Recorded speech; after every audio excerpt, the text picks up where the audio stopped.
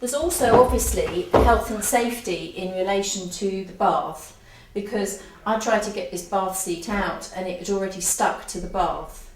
So what you need to be aware of is that you need to release the suction on the bath lift, the bath seat itself. And also you can see that I'm bending over the bath, and it's not desirable. So you've got to think about, if somebody's putting this bath seat in and out, you need to be considering about the activity that it's doing. If they are living on their own, then it's not too much of a problem. The seat can remain in the bath. But you also need to talk to them about cleaning it, and you also need to explain to them that if they are going to remove it, the safe way of doing that is releasing the suction caps. Sometimes what happens is when you release the suction cap, they stick again. So you need to put something like a flannel or a cloth under once you've released them, so that they don't stick back again. Sometimes, if somebody is saying that they're having difficulties lifting their legs over, we may well consider something like a board, a bath board. And this is your simple bath board. Again, when we go through the practical session, we will show you how to fit these. And you can use this board with the seat. But again, you need to know about your client. What's their diagnosis? Have they got any arthritic shoulders, any arthritic hands, etc. And the board needs to go, and I'm not fitting these properly, you'll learn that, but there needs to go as far back as possible, and it shouldn't overhang the bath. Then the seat needs to be about 6 to 8 inches away from the board. This board itself has got a handle. It's not necessary. You could put a rail in to just help the stability. Sometimes the handle gets in the way of getting back onto the board. So I'm talking about somebody that hasn't got arthritis on the shoulders, they haven't got arthritic hands, and just need the extra bit of help. With the board itself, people usually, and I would normally say to them to sit sideways like this on the seat, on the board. Bearing in mind that you're doing a dry run, you're doing it with clothing on, and people that are doing this will be naked.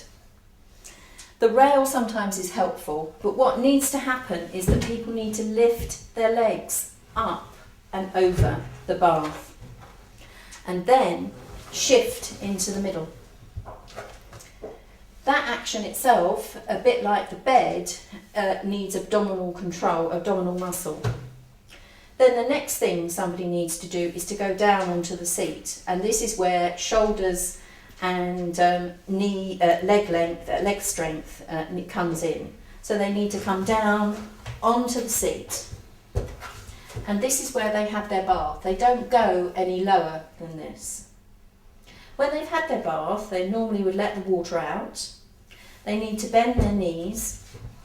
They need to put their hands here and here, and this is where the rail actually is impeding me because I can't get my hand on it properly. And then they push up and onto the shower board. To get out, they can dry, if necessary, they can actually towel dry here if they wanted to. Or they move slightly to the side of the board and lift their legs up, and they can sit here to shower, to dry, or they can get up and perhaps sit on the toilet or something to dry. If they've got a carer to help them, that's good. A toweling bathrobe is often very good for people having a bath or having a shower, because the effort it takes to dry themselves is often quite a lot, but a toweling bathrobe absorbs most of the moisture. The problem with some toweling bathrobes is they are very heavy, so people can't manage that. I mentioned before about a shower, and also if somebody's not able to get down onto the seat. Sometimes what people would prefer to do is to this seat is particularly tough, they would actually quite happy to actually sit on the board and have a wash down with a bucket. And that's fine.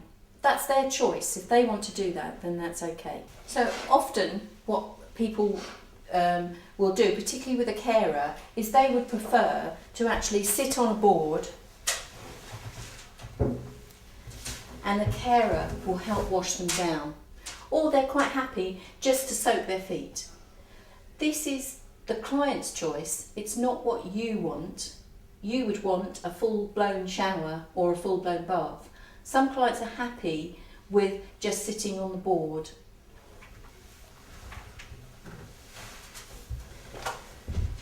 If they're going to use the board with a shower, you obviously need to work out how they're going to operate the shower.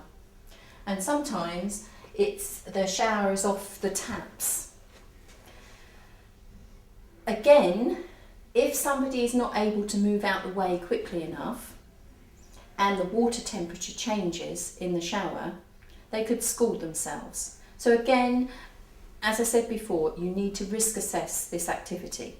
If there's other people in the house, they obviously need to not use the water, but you need to actually go through that as to how it's to be used.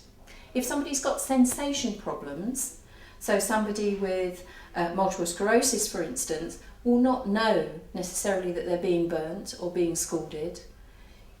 You need to be taking that into consideration. Is it such a good thing for them to be using a shower over the taps?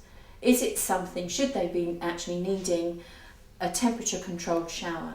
And in that case, they might need to be referred through to occupational therapy. If the person is able to move out the way, they're quite happy, they understand about the temperature control, you need to consider whereabouts the board is to go. So if the shower is over the taps, the board might need to be a bit closer. It could be that they need to actually sit with their back to the taps, but they need to set the shower running first with water. So they need to determine the shower temperature and then they need to transfer onto the board and perhaps have their back to the taps. Or it could be that close. And as long as they can lift their legs in, we really need to sort out how they're actually going to get the water running before they use their shower. Often people are concerned about water coming out onto the floor, and often with a shower curtain they can pull a shower curtain through, or if the water is coming off the board, often a flannel here will stop that. The board is slatted so water should go through. Sometimes what people have is a shower screen, and we don't get involved with removing that. They need to do that themselves if they want to use the board. If you're in someone's home and you're not able to assess them with the equipment because they need to move something like a shower door, you can bring them here and see whether or not they can. It's a good idea of whether or not they can use the equipment, and then it would be reasonable for them to actually remove the door.